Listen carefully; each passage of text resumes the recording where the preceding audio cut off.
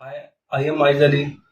Last time तक हम non aqueous titration के हवाले से क्लासिफिकेशन ऑफ सॉल्वेंट के बारे में बात कर चुके थे, जिसमें हमने बात की थी प्रोटिक सॉल्वेंट क्या होते हैं, एप्रोटिक सॉल्वेंट क्या होते हैं, प्रोटोजेनिक सॉल्वेंट क्या होते हैं। ये चंद एक सॉल्वेंट्स की टाइप थी। आज जो टॉपिक हमने डिस्कस करना है ये काफी ज्यादा इंपॉर्टेंट टॉपिक है। इनऑर्गेनिक केमिस्ट्री में भी नॉन एक्वस सॉल्वेंट में आता है, जबकि यहाँ पे नॉन एक्वस टाइट्रेशन में आ रहा है। ये टॉपिक है हमारे पास लेवलिंग इफेक्ट। काफी ज्यादा इंपॉर्टेंट टॉपिक है। बहुत सारे बच्चों को इस टॉपिक के बारे में कॉन्सेप्ट क्लियर नहीं होता, लेकिन आज कोशिश करेंगे कि इस टॉपिक के बारे में हर एक चीज को क्लियर कर लें कि लेवलिंग इफेक्ट होता क्या है। सही, चलिए स्टार्ट करते हैं आज के टॉपिक को। लेवलिंग इफेक्ट, या फिर इसके लिए एक और टर्म भी हम इस्तेमाल करते हैं, लेवलिंग सॉल्वेंट। थोड़ी थोड़ी डिफरेंट है ये दोनों टर्म्स, लेकिन एक दूसरे का रेलिवेंट है, लेवलिंग सॉल्वेंट। और आज हमने इस लेक्चर में इन्हीं दो टर्म्स को क्लेरिफाई करना है कि इन दो टर्म्स का मतलब क्या है। अच्छा, लेवलिंग का मतलब होता है बराबर कर देना। लेवलिंग किसी भी चीज को बराबर करने का अमल है। लेवलिंग इफेक्ट वो मुजाहिरा जिसमें हम किसी चीज को बराबर करते हैं। और ये बात याद रखिए कि ये दो इफेक्ट जो है, लेवलिंग इफेक्ट या सॉल्वेंट इफेक्ट, ये दोनों के दोनों है एसिड बेस के लिए। ये किस चीज को एक्सप्लेन करने वाले हैं? ये दोनों के दोनों इफेक्ट एक्सप्लेन करने वाले हैं एसिड और बेस को। Explain acid and base. ये एसिड और बेस को एक्सप्लेन करते हैं। स्टार्ट करते हैं एक बेसिक एग्जांपल से। वो क्या है हमारे पास? मैं कहता हूं मैंने पानी के अंदर एक चीज को डिसॉल्व कर लिया, एसिड को। सपोज मैंने सपोज कर लिया, फर्ज कर लिया, मैं किसी भी स्ट्रॉन्ग एसिड को पानी के अंदर हल करता हूं। ये मेरे पास कोई भी स्ट्रॉन्ग एसिड है, HA मेरे पास क्या है? स्ट्रॉन्ग एसिड है। अब जैसे मैं इसको पानी के अंदर हल करता हूं, पानी के अंदर हल करने के बाद ये हमारे पास क्या आ जाता है? ये कुछ ये वाली चीज बन जाती है, H3O पॉजिटिव बन जाता है, H3O पॉजिटिव, और साथ में हमारे पास बन जाएगा A नेगेटिव। सही है। अब यहां पे ये वाली जो चीज बन रही है तो इसको हम कहते हैं कॉन्जुगेट बेस। ये हमारे पास, इसका नाम याद रखिए, कॉन्जुगेट बेस है, कॉन्जुगेट बेस। और ये वाली चीज हमारे पास हाइड्रोनियम आयन है। ये वाली चीज हमारे पास हाइड्रोनियम आयन। कहता है आप किसी भी स्ट्रॉन्ग एसिड को पानी के अंदर डिसॉल्व कर दें, हमेशा हमेशा एक कॉन्जुगेट बेस बनेगा, साथ में हाइड्रोनियम आयन बनेगा। कहता हाइड्रोनियम आयन से ज्यादा स्ट्रॉन्ग एसिड कोई भी नहीं है। एग्जाम्पल हम ले लेते हैं। कहता हमारे पास सपोज किया HCl है, मैंने पानी के अंदर डिसॉल्व किया। अब जब HCl पानी के अंदर डिसोसिएट होता है तो हमारे पास एक हाइड्रोनियम आयन बनेगा और ये कंप्लीटली डिसोसिएट हो जाता है पानी के अंदर, और एक क्लोरीन आयन बनेगा। ये हमारे पास कॉन्जुगेट बेस है। मैं कहता हूं यहाँ पे H2SO4, इसको पानी के अंदर डिसॉल्व कर दिया। जैसे मैं इसको पानी के अंदर डिसॉल्व करता हूं, ये कुछ इस तरह डिसॉल्व होगा कि H3O पॉजिटिव बन जाएगा और साथ में हमारे पास HSO4 -1 में भी ये दूसरा H पॉजिटिव आयन भी एक और वाटर मॉलिक्यूल को दे दे और हमारे पास दो H3O पॉजिटिव हाइड्रोनियम आयन बन जाए, तो यहां पे सिर्फ और सिर्फ SO4 -2 बन जाए। एक और मैं एग्जांपल ले लेते हैं। यहाँ पे HNO3। कहते हैं मैं 3 एसिड पानी के अंदर डालने हैं, तीनों के तीनों एसिड मैं क्या करता हूं, ये हमारे पास हाइड्रोनियम आयन ही प्रोड्यूस कर रहे हैं, और यहां पे हमारे पास पैदा हो जाएगा NO3 -1। ठीक है, तो जितने मैंने स्ट्रॉन्ग एसिड इस्तेमाल किए हैं, सब एसिड में हमारे पास ये वाली चीज ही बन रही है। मेन ये तीनों के तीनों ही स्ट्रॉन्ग एसिड है और इनका इफेक्ट तकरीबन सबका बराबर है। ये इक्वली स्ट्रॉन्ग एसिड या एक ही ताकत वाले एसिड। ये ठीक था कि मैंने बात कर ली स्ट्रॉन्ग एसिड की, सही है। ये जो इनका बिल्कुल इक्वल इफेक्ट आ रहा है, इसी चीज को हम कह रहे होते हैं ये लेवलिंग इफेक्ट है। ये क्या है हमारे पास, लेवलिंग इफेक्ट, लेवलिंग इफेक्ट। अब जो हमारा टॉपिक है मेन, वो है नॉन एक्वस टाइट्रेशन। ये तो मैंने एक एग्जांपल लेकर समझाई एक्वस की, कि अगर आप स्ट्रॉन्ग एसिड को पानी के अंदर हल करते हैं तो हमारे पास ये वाली चीजें बन जाती हैं। अब मैं अगर पानी के अंदर एक वीक एसिड को रिजोल्व कर दूं, मैंने सारे के सारे स्ट्रॉन्ग एसिड, ये बात याद रखिएगा, जितने भी मैंने पानी के अंदर रिजोल्व किए सारे के सारे स्ट्रॉन्ग एसिड थे। अगर मैं पानी के अंदर वीक एसिड को रिजोल्व करूं, मसलन मैं यहाँ पे एसिटिक एसिड को रिजोल्व कर देता हूं, ये मेरे पास है, ये नॉन एक्वस सॉल्वेंट है। इसको पानी के अंदर हल किया, हल करने के बाद इसकी जो कंप्लीट डिसोसिएशन नहीं होती, ये चंद थोड़ी सी हद तक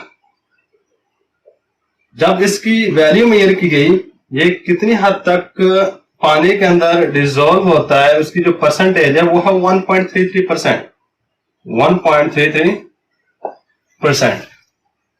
मतलब अगर आप 100 मॉलिक्यूल लें एसिटिक एसिड का, उसमें सिर्फ और सिर्फ एक मॉलिक्यूल इस चीज में चेंज हो रहा है। यहां पर कंप्लीट डिसोसिएशन सब में एक बार चीज बन रही थी, अब यहां पे आ जाता है फर्क। ये क्यों वीक एसिड है, ये वाली चीज स्ट्रॉन्ग बन रही है, अब ये वीक ये स्ट्रॉन्ग, सॉल्वेंट हमारे पास सही है। अब यहां पे क्या हुआ, अगर आप इन सब एसिड को लेवल करना चाहते हैं, अगर मैं और भी आप एग्जांपल दूं, एक हमारे पास एग्जांपल है बेंजोइक एसिड। बेंजोइक एसिड का फॉर्मूला ये हमारे पास होता है, बेंजोइक एसिड या फिर ऑक्सैलिक एसिड की एग्जांपल ले लें। बेंजोइक एसिड भी हमारे पास वीक एसिड है और ये हमारे पास ऑक्सैलिक एसिड है।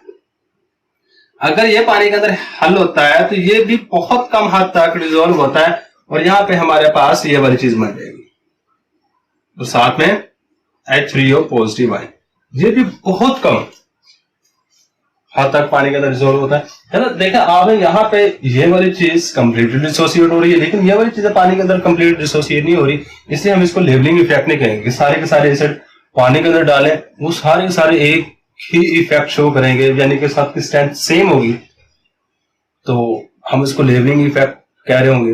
लेकिन यहाँ पे तो ये काम ही नहीं है, ये वाले थोड़े से वीक आ रहे हैं, ये वाली चीज स्ट्रॉन्ग आ रही है। कहते अगर आप अब इस बात को गौर से अच्छे तरीके से माइंड में रख लीजिएगा, कहते अगर आप इन सब एसिड की स्ट्रेंथ इक्वल करना चाहते हैं तो आप जो सॉल्वेंट यूज करेंगे वो प्रोटोफिलिक सॉल्वेंट यूज करना पड़ेगा, सही है। अब यहां बहुत इंपॉर्टेंट बात है, इंपॉर्टेंट पॉइंट जो यहां पे याद रखना है एसिड के हवाले से, इंपॉर्टेंट पॉइंट क्या इंपॉर्टेंट पॉइंट है, लेवलिंग सॉल्वेंट, ये वाला बहुत ज्यादा important, levelling solvent for acid is a protophilic solvent, is a protophilic solvent। अब प्रोटोफिलिक सॉल्वेंट के आगे मैं एक बात लिख देता हूं कि आपने जो सॉल्वेंट यूज करना वो बेस हो।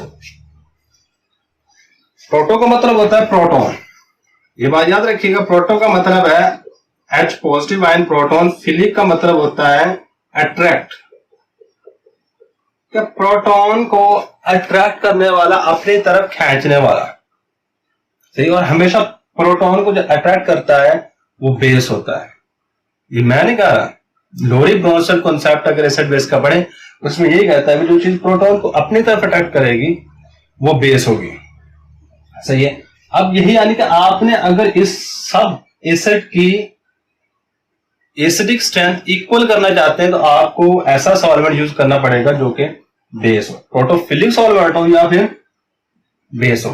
अब होगा क्या, चलिए ठीक है जी, ये वाली चीज तो आपके पास कंप्लीटली डिसोसिएट हो जाएगी। मसलन मैं एग्जांपल ले लेता हूं NH3, मैंने कहा कि HCl को एक ये स्ट्रॉन्ग एसिड है, जैसे मैं इसके अंदर NH3 डालता हूं तो NH3 हमारे पास कुछ ये वाली चीज काम होता है, यहाँ पे NH4 पॉजिटिव बन जाता है जो कि एक एसिडिक पार्टिकल है, तो इसके बाद हमारे पास यहाँ पे कॉन्जुगेट बेस बन जाएगा। और ये 100% डिसोसिएशन हो जाती है। तो ये तो ठीक था कि जी यहाँ पे भी स्ट्रॉन्ग था, यहाँ पे भी ये कंप्लीट डिसोसिएट हो गया। अब बात आ जाए इस केस में।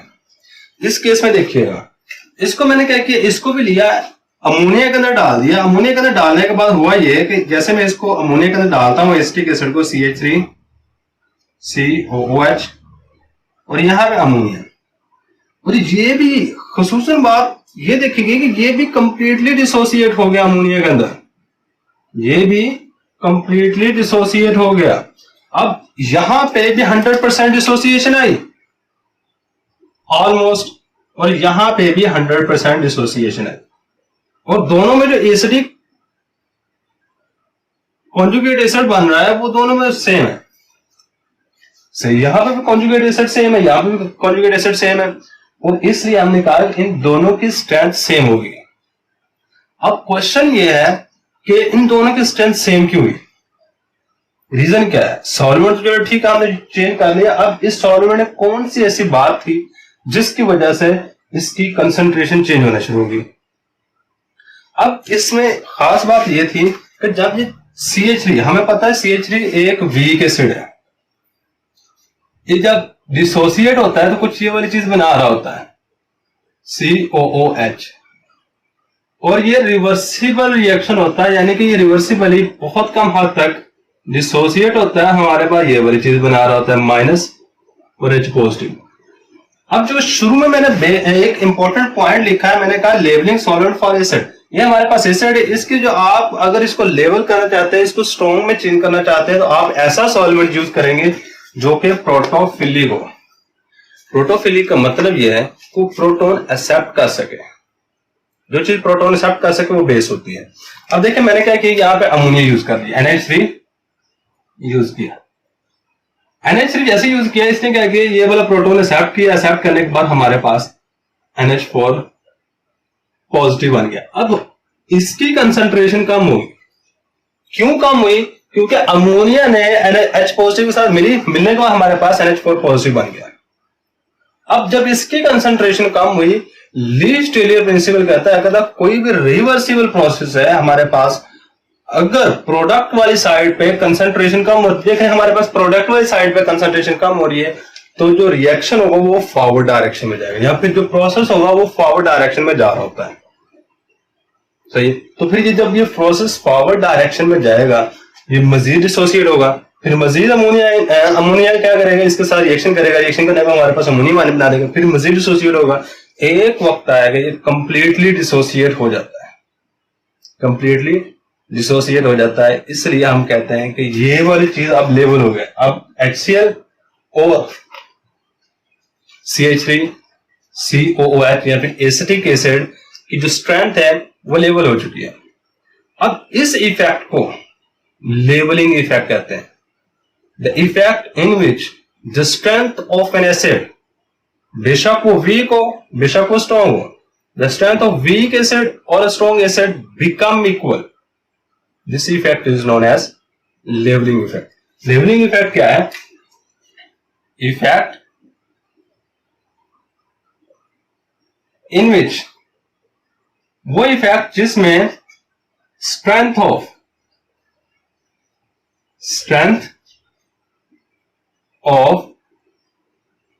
वीक और स्ट्रॉन्ग एसिड और बेस, वीक या फिर हमारे पास स्ट्रॉन्ग हो सकता है, कौन सी चीजें, एसिड और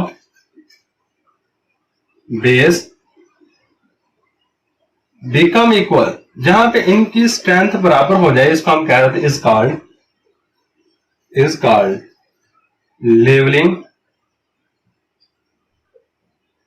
लेवलिंग इफेक्ट। इसको हम लेवलिंग इफेक्ट का नाम दे रहे होते हैं, ये बात ध्यान में रखिएगा। अब इसके बाद हमने दूसरी बात लिखी लेवलिंग सॉल्वेंट। अब जो लेवलिंग इफेक्ट यानी कि दोनों एसिड और बेस हमने लेवल कर दिए, इसमें यूज होने वाला सॉल्वेंट, यहाँ पे देखिए दोनों में मैं एक ही सॉल्वेंट इस्तेमाल कर रहा हूं, ये वाला अमोनिया एज ए सॉल्वेंट इस्तेमाल कर रहा हूं, यहाँ पे भी अमोनिया एज ए सॉल्वेंट है। ये वाला सॉल्वेंट लेवलिंग सॉल्वेंट कहलाता है, यानी कि लेवलिंग इफेक्ट में यूज होने वाला सॉल्वेंट लेवलिंग सॉल्वेंट है। सही है। ये हमारे पास नेक्स्ट टर्म है solvent used in levelling effect. Solvent used in levelling effect. Levelling effect is called levelling solvent. इसको हम क्या कह रहे होते हैं? Levelling solvent. हमने यहां पे बात की सारी की सारी एसिड के हवाले से, जितने भी ये सारी इक्वेशन लिखे हैं सारी की सारी एसिड के हवाले से एक्सप्लेन किया कि लेवलिंग इफेक्ट क्या होता है या लेवलिंग सॉल्वेंट्स क्या होते हैं। अब मैंने एक बात यहाँ पे लिखी हुई, ये एक्सप्लेन करते हैं एसिड और बेस दोनों को। एसिड के हवाले से तो हमने एक्सप्लेन कर लिया है कि इस तरह किस तरह लेवलिंग इफेक्ट होता है, कौन सा लेवलिंग सॉल्वेंट हम यूज करते हैं। अगर बेस की बात आ जाए, बेस के हवाले से लेवलिंग इफेक्ट क्या होता है और इसमें इस्तेमाल होने वाला लेवलिंग सॉल्वेंट किस तरह का होना चाहिए, चलिए इसकी एक्सप्लेनेशन कर लेते हैं। बेस के हवाले से बात करते हैं। बेस के हवाले से आपने सबसे पहली बात कि दो बेसिस मैंने यहां पे यूज किए हैं। इन दो बेसिस के बारे में आपको इंफॉर्मेशन होगी। एक, इन दोनों को मैंने एक्वा सोल्यूशन यानी कि इन दोनों को पानी के अंदर डाला हुआ है और एक्वा सोल्यूशन बना लिया। अब आपको पता है ये वाली चीज जो है ये स्ट्रॉन्ग बेस है। स्ट्रॉन्ग बेस ये कंप्लीटली डिसोसिएट हो जाती है, जबकि ये वाली जो अमोनियम आयन है ये वीक बेस है। ये हमारे पास वीक बेस है, ये कंप्लीटली तौर पे डिसोसिएट नहीं होती पानी के अंदर। ये बात याद रखिए, दोनों के अभी मैं पानी के अंदर बात कर रहा हूं, ये कंप्लीटली डिसोसिएट हो जाती है जबकि ये कंप्लीटली डिसोसिएट नहीं होती। जब ये कंप्लीटली डिसोसिएट नहीं होगी इसलिए हम इसको कहते हैं ये वीक बेस है। अगर मैं इन दोनों को स्ट्रॉन्ग बेस बनाना चाहता हूं, अगर मैं इन दोनों को स्ट्रॉन्ग बेस बनाना चाहता हूं तो मैं क्या करना चाहिए कि इन दोनों की स्ट्रेंथ लेवल हो जाए। इसके लिए भी एक इंपॉर्टेंट पॉइंट है, जो सॉल्वेंट आपको यूज करना पड़ेगा उस सॉल्वेंट को हम कहते हैं प्रोटोजेनिक सॉल्वेंट। सही, इंपॉर्टेंट पॉइंट, बहुत ज्यादा इंपॉर्टेंट पॉइंट है कि अगर आप किसी भी बेस, वीक बेस और स्ट्रॉन्ग बेस की स्ट्रेंथ को बराबर करना चाहते हैं तो आपको प्रोटोजेनिक, इंपॉर्टेंट पॉइंट, आपको क्या करना पड़ेगा कि कौन सा सॉल्वेंट यूज करना, प्रोटोजेनिक सॉल्वेंट यूज करना पड़ेगा। लेवलिंग सॉल्वेंट ये वाला बहुत ज्यादा इंपॉर्टेंट है। लेवलिंग सॉल्वेंट फॉर बेस, बेशक वो वीक बेस हो बेशक वो स्ट्रॉन्ग बेस हो, सब बेसिस के लिए ये बात लिख रहा हूं। Levelling solvent for base is protogenic solvent. असल में प्रोटोजेनिक जितने भी सॉल्वेंट है सारे के सारे एसिड होते हैं। यहां मैंने एक बात और भी लिख दी कि एसिड होना चाहिए। अब प्रोटोजेनिक मैंने वर्ड लिखा है, प्रोटो का मतलब होता है प्रोटॉन, यानी H पॉजिटिव आयन से निकला है। सही, अब यहां पे जेनिक का मतलब होता है जनरेट। जनरेट का मतलब होता है पैदा करना, पैदा करना। प्रोटोजेनिक, प्रोटॉन को पैदा करने वाला, इस चीज को प्रोटोजेनिक कह रहे होते हैं। सही, जो चीज प्रोटॉन को पैदा करती है, जो चीज प्रोटॉन दे, उसको हम एसिड कह रहे होते हैं। अब हमने क्या किया, इन दोनों को अगर डिसॉल्व कर दें, अगर इन दोनों को मैं एसिटिक एसिड में डिसॉल्व कर देता हूं, ये दोनों के दोनों हमारे पास कंप्लीटली डिसोसिएट हो जाएंगे। सही है, ये हमारे पास क्या होंगे, कंप्लीटली डिसोसिएट हो जाएंगे और हमारे पास क्या बनेगा, कंप्लीट डिसोसिएशन यहां पे हो जाएगी, कंप्लीट डिसोसिएशन कि ये कंप्लीटली तौर पे एक दूसरे टूट जाएंगे, ये अन्य पॉजिटिव चेंज हो जाएगा और ये OH नेगेटिव है 100%। सही है, ये 100% अन्य पॉजिटिव और OH नेगेटिव में तब्दील हो जाएगा। इसलिए हमने कहा यहाँ पे कंप्लीट डिसोसिएशन होगी। जब कंप्लीट डिसोसिएशन होगी तो हम इसके लिए कहते हैं ये स्ट्रॉन्ग एसिड है। जहां पे भी कंप्लीट डिसोसिएशन हो रही हो, बेशक वो एसिड की बेस की, इसके लिए हम वर्ड स्ट्रॉन्ग यूज करते हैं। अब बात कर लेते हैं इसकी, यहाँ पे भी कंप्लीट डिसोसिएशन होना शुरू हो जाती है, यानी जब ये डिसोसिएट होता है हमारे पास ये वाली चीज बन जाती है NH4 पॉजिटिव और साथ में CH3CO नेगेटिव। सही है, ये वाली दो चीजें बन जाती हैं जिसकी वजह से हम कहते हैं यहाँ पे कंप्लीट डिसोसिएशन हुई है। यहाँ पे कंप्लीट डिसोसिएशन होती है तो हम कह रहे थे ये भी स्ट्रॉन्ग बेस है। सही है, अब इन दोनों की स्ट्रेंथ क्या होगी, इक्वल होगी। ये दोनों की स्ट्रेंथ क्या होगी, इक्वल स्ट्रेंथ के हो गए हैं।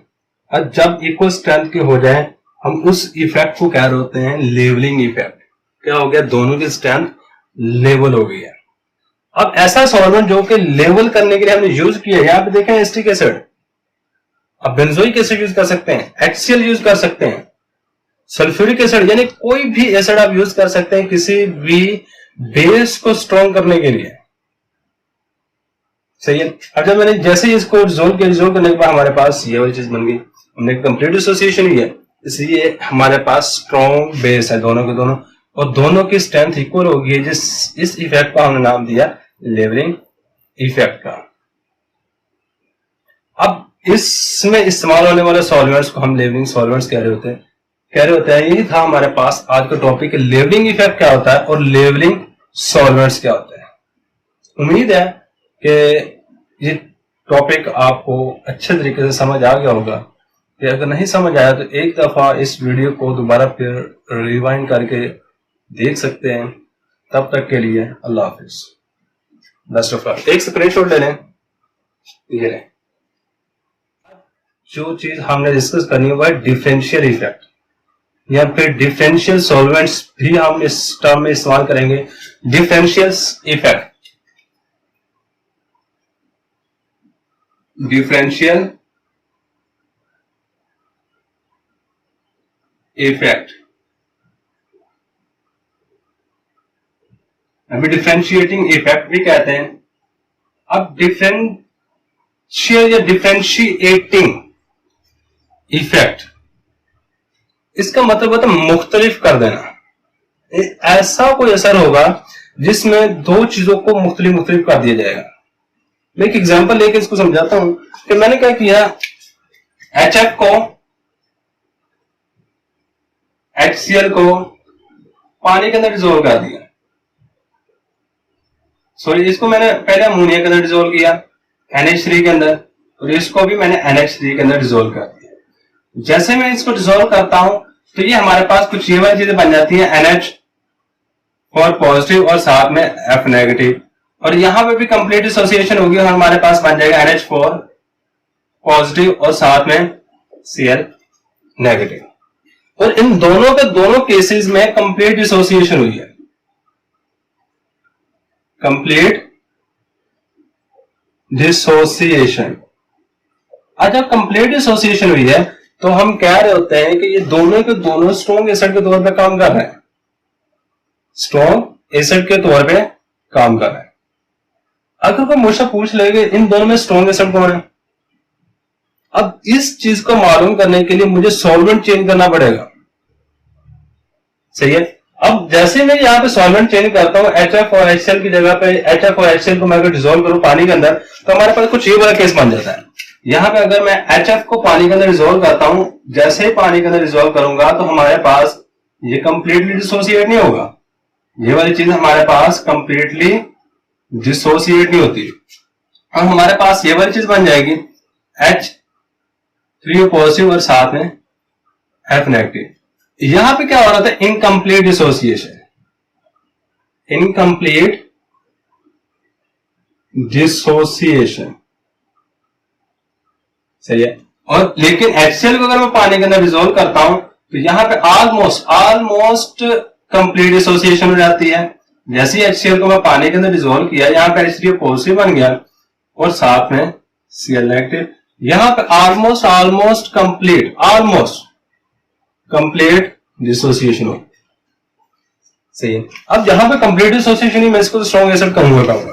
ये वाली चीज मेरे पास क्या है, HCl स्ट्रॉन्ग एसिड है, स्ट्रॉन्ग एसिड है। जबकि यहां पे ये वाली चीज वीक हो गई, अब वीक एसिड है। क्यों वीक हो गया, क्योंकि यहां पे इनकम्प्लीट डिसोसिएशन हुई है। जब इनकम्प्लीट डिसोसिएशन होती है तो हम कह रहे थे ये वीक एसिड है।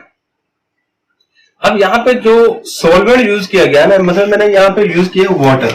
अब वाटर क्या कर रहा है, इन दोनों की स्ट्रेंथ में डिफरेंस कर रहा है। वाटर क्या कर रहा है, इन दोनों की स्ट्रेंथ में डिफरेंस कर रहा है, मतलब ये वाला वीक एसिड है, ये वाला स्ट्रॉन्ग एसिड है। अब यहां पे जो वाटर होगा इसको हम डिफरेंशियल सॉल्वेंट कह रहे होते हैं,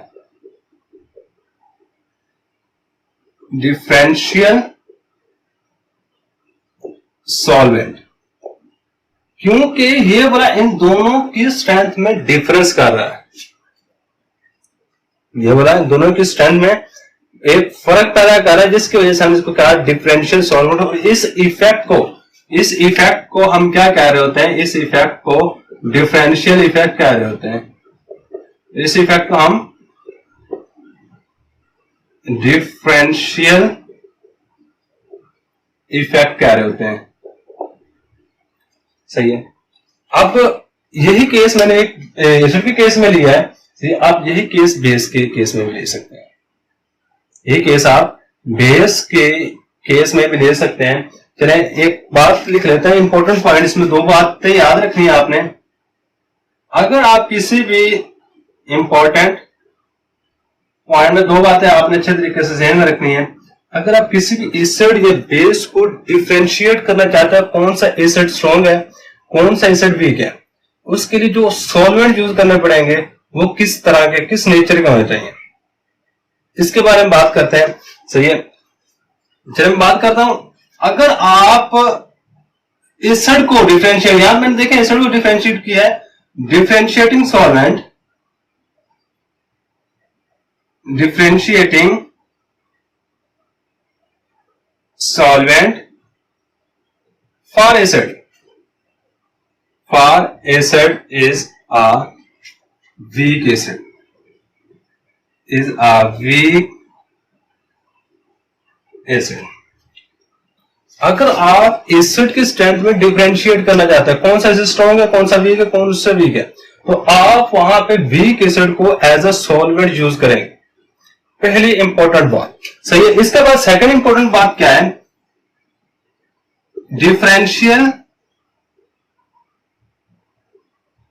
डिफरेंशिएटिंग या डिफरेंशियल सॉल्वेंट फॉर बेस। अगर बेस का केस आ जाए तो फिर क्या होगा? For base is a weak base. दो दफा यहां पे वीक लिख लिया, वीक बेस। अगर बेस को डिफरेंशिएट करना चाहते हैं, कौन सा बेस स्ट्रॉन्ग है, कौन सा बेस वीक है, तो वहां पे आपको यूज करना पड़ेगा वीक बेस। एक एग्जांपल लेते हैं। मैं कहता हूं ये पानी के अंदर ये चांदी का एसिड है, ये मेरे पास HClO4 है, इसके अलावा HNO3 है, इसके अलावा हमारे पास HCl है, इसके अलावा HBr है। ये चांदी के एसिड है। मैं जैसे इन सब एसिड को पानी के अंदर डिसॉल्व करता हूं, सारे के सारे कंप्लीटली डिसोसिएट हो जाते हैं। ये सारे के सारे जब मैं इनको पानी के अंदर डिसॉल्व करूं, डिसॉल्व करने के बाद कंप्लीट डिसोसिएशन शो करते हैं। Complete dissociation. कंप्लीट डिसोसिएशन का मतलब क्या है? जैसे मैं HClO4 को HClO4 प्लस H2O, ये पानी के अंदर हल होने के बाद हमारे पास H3O पॉजिटिव बना देता है और साथ में ClO4-1। सेम इसी तरह HCl आप यहां पे ले लें और वाटर के साथ जब ये डिसॉल्व होगा तो हमारे पास यही चीज बन जाएगी, यहाँ पे Cl नेगेटिव, कंप्लीट डिसोसिएशन होगी। यहां मैंने HNO3 ले लिया।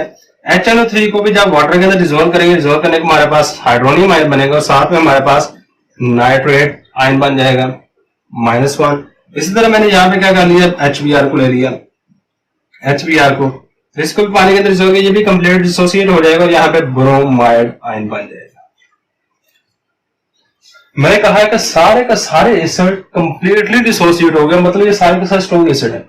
अगर कोई क्वेश्चन कर ले कि मुझे स्ट्रॉन्ग एसिड के बारे में ना बताएं, मुझे इनकी स्ट्रेंथ के बारे में बताएं, कौन सा एसिड ज्यादा स्ट्रॉन्ग है? सही है। अब पानी के हवाले से सारे के सारे स्ट्रॉन्ग है। अब आपको इसमें स्ट्रॉन्गेस्ट एसिड ढूंढना है ना, तो क्या करेंगे? इसको किसी वीक बेस के अंदर डिसॉल्व कर दें। मसलन वीक बेस कौन सा है? वीक बेस मैंने क्या किया? सपोज किया कि यहाँ पे एसिटिक एसिड के अंदर डिसॉल्व कर दिया। सो वीक एसिड के अंदर डिसॉल्व कर दें। डिसॉल्व, पहला स्टेप आपने ये करना है, dissolve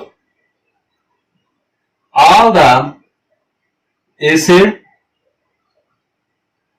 in a weak acid. अब जितने भी एसिड है इनको वीक एसिड के अंदर डिसॉल्व कर देना है। अब वीक एसिड अगर देखा जाए यहां पे कौन सा है हमारे पास, फिर 2 दफा लिख दिया। चले अब यहाँ पे वीक एसिड की एग्जांपल मैं यहाँ पे ये वाली एसिटिक एसिड, एसिटिक एसिड को मैं वीक एसिड कह रहा होता हूँ। मैं जैसे इसके अंदर डिसॉल्व करता हूँ, अब एक बार याद रखिएगा एसिड हमेशा ये एबिलिटी होती है वो प्रोटॉन डोनेट कर सकता है। एसिड में हमेशा ये एबिलिटी है कि वो प्रोटॉन डोनेट करेगा। अब यहां मैंने वीक एसिड यूज किया है, वीक एसिड में एबिलिटी कम होती है कि वो प्रोटॉन को डोनेट कर सके। सही है। अब देखिए एक स्ट्रॉन्ग एसिड है, उसी के अंदर मैंने एक वीक एसिड डाला हुआ है। स्ट्रॉन्ग एसिड क्या करना चाहता है कि प्रोटॉन को देना। अब वीक एसिड क्या है, वो भी प्रोटॉन को देना चाहता है, अब उसके अंदर इतनी सलाहियत नहीं है कि वो प्रोटॉन को दे सके, जबकि स्ट्रॉन्ग एसिड के अंदर इतनी सलाहियत है कि वो प्रोटॉन को दे सकता है। जब वो प्रोटॉन को दे देगा हम कहेंगे ये स्ट्रॉन्ग एसिड है। अगर वो प्रोटॉन को नहीं दे पाता, अगर वो प्रोटॉन को नहीं दे पाता तो हम कहेंगे ये वीक एसिड है। अब जब इन सबको मैंने क्या किया, इन सब एसिड को, ये HClO4, ये सारे के सारे एसिड मैंने लिए, HClO4, HCl, HBr और HNO3, इन सब एसिड को मैंने डिसॉल्व कर दिया एसिटिक एसिड में, डिसॉल्व इन एसिटिक एसिड। अब एसिटिक एसिड ने क्या किया, इनको स्ट्रेंथ के लिहाज से डिफरेंशिएट कर दिया, यानी कौन सा स्ट्रॉन्गेस्ट एसिड है। जैसे मैंने डिसॉल्व किया, हमारे पास HCl सबसे ज्यादा स्ट्रॉन्गेस्ट, HClO4 सबसे स्ट्रॉन्गेस्ट एसिड आया। इसके बाद जो हमारे पास आया वो था HBr, इसके बाद हमारे पास HNO3, इसके बाद HCl। ये हमारे पास एसिडिक स्ट्रेंथ आई, सबसे ज्यादा स्ट्रॉन्गेस्ट एसिड हमारे पास ये वाला आया। ये क्या किया इसने कि डिफरेंशिएट कर दिया कौन सा स्ट्रॉन्ग है, कौन सा वीक है, कौन उससे वीक है, कौन सा उससे वीक है। सेम इसी तरह अगर आप किसी बेस को डिफरेंशिएट करना चाहते हैं, 3-4 बेस है आपके पास, सारे के सारे वाटर के अंदर स्ट्रॉन्ग है, तो आप क्या करें, उस बेस को डिसॉल्व कर रहे हैं वीक बेस के अंदर। जैसे वीक बेस के अंदर डिसॉल्व करेंगे, हमारे पास कुछ ना कुछ स्ट्रेंथ के हवाले से वो डिफरेंशिएट कर देगा, और वहां पे जो डिफरेंशिएट करने वाली चीज होगी, जो सॉल्वेंट हम यूज कर रहे होंगे, उस सॉल्वेंट को डिफरेंशिएटिंग सॉल्वेंट कह रहे होते हैं। जबकि वो जो चीज है जो कि डिफरेंशिएट होने के बाद एक आपको रिजल्ट मिलेगा, इस इफेक्ट को हम कह रहे होते हैं डिफरेंशिएटिंग इफेक्ट। यही था आज के लेक्चर में, दो में याद रखिएगा। अल्लाह हाफिज। और इसका एक स्क्रीनशॉट है, ये